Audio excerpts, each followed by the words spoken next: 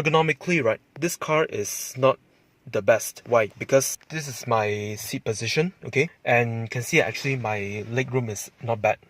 The resting point of my feet, right, is actually inside here. Okay, this is where the floor is flatter, right? But the thing is that when I do this, right, my butt is actually quite far away from the seat. You can see a gap over here, and also my legs are a bit further like this. Imagine if I go a bit forward, right?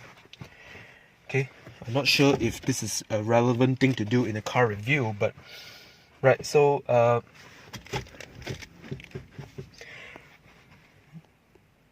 okay, so now I think that I am comfortable.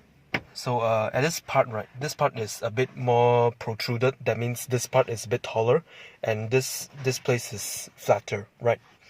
Maybe this is their design, I don't know. But so if I want to put my legs like this, so you can see that there's actually a gap, right? It doesn't fit my legs with full enjoyment. Because I sat in the Honda Jazz before, and the Honda Jazz, right, the seats are lower, and the floor resting part is actually nearer.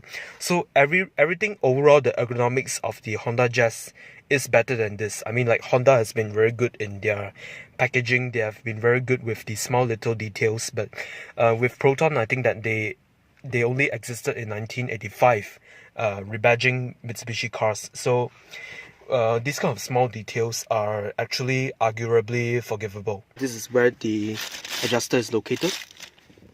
Do you want to have a look at the surface? I mean the bottom of the seat. I'm not sure if you can see it because I'm not seeing the screen. How many airbags? 2, right? So one on the steering wheel, one on the dashboard as well, and this part is supposed to have a airbag, but this is not the premium spec model. With Perodua cars, with the Proton Saga VVT, you actually get a proper gap for the passenger side airbag. So when you get into a crash, all you need to do is just to replace the cover. But for the Iriz, when you get into an accident and this thing cracks open, you have to replace the whole dashboard. So make sure that you get a good insurance. The door is a bit heavy. Compared to a Myvi, I think that this door is heavier than those in the Perodua Myvi. This thing is taking such a long time, and it's getting a bit warm right now. These blank switches, right? So because this car is the low spec version, so you don't get the push start button, you don't get the auto leveling feature again, but this part you get a small pocket area. And this part is for Malaysians because basically we have smart tag, and you can actually store your smart tag device inside here. Yeah, of course in the Myvi you get the toll reader function, right? But in this car, everything is a little bit backwards. It's hollow, so basically it sounds very loud, and the surface is actually again very smooth. But at this part, right, at the bottom part, the surface is actually a bit rough.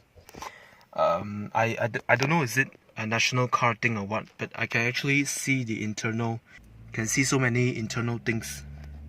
The mechanisms, you know, the steering rack. This part is plastic. This part, in the Saga, right, they actually put some they actually put some rubberized materials over here. I'm not sure of what those things are for, but anyway, that's how the Saga is. This is the older Proton logo. The new one doesn't have the Proton wording anymore.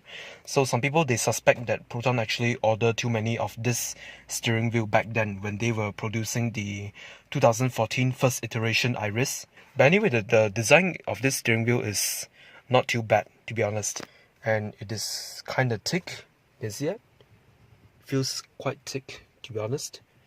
But then again, the way the steering feels is that you are driving a cheap vehicle, and you can see it. You can see some plastic moldings here. Yep, you can see this part. You can see a plasticky feel. Yep, it's to be expected. The plastic sounding. Over here, this is where you adjust the wipers, right? This would be the timing.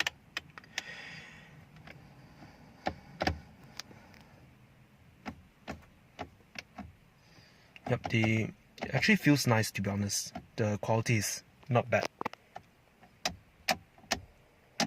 Even the handbrake, it feels good. Okay.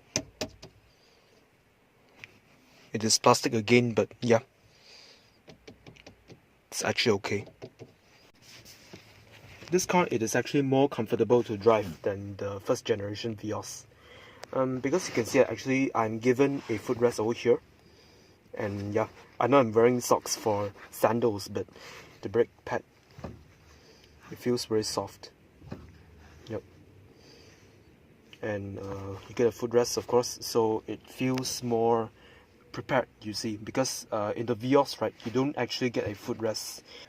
Put your arm here, drive it like this. Yep. I mean, the driving is actually more comfortable than the sitting, because I don't know why, but the footrest is so inwards. I mean, like, they should make it a bit outwards a little bit. The interior of this car is actually not too bad, right? It is sufficient for every day. But if you want something more upmarket, maybe you should consider foreign brands. If you cannot stretch your budget, so then you can get the Iriz premium spec, because in the premium spec, right, you get chrome linings over here, and you get a multi infotainment system, and over here you get some chrome linings as well, and of course your seats will be half fabric, half leather.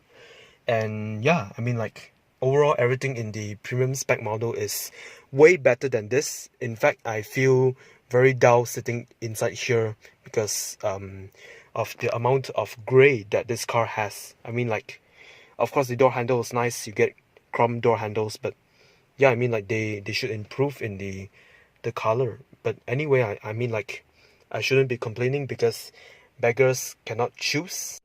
So guys, if you like my videos, please click the subscribe button, and please like and share this video if you want to let more people to know about this Proton Iriz. So what do you think about this car? I mean, like, I did like to know your opinions of this car, and if you want a Chinese version of this video, I can make it probably next week as well. So yep, just signing off, see you next week.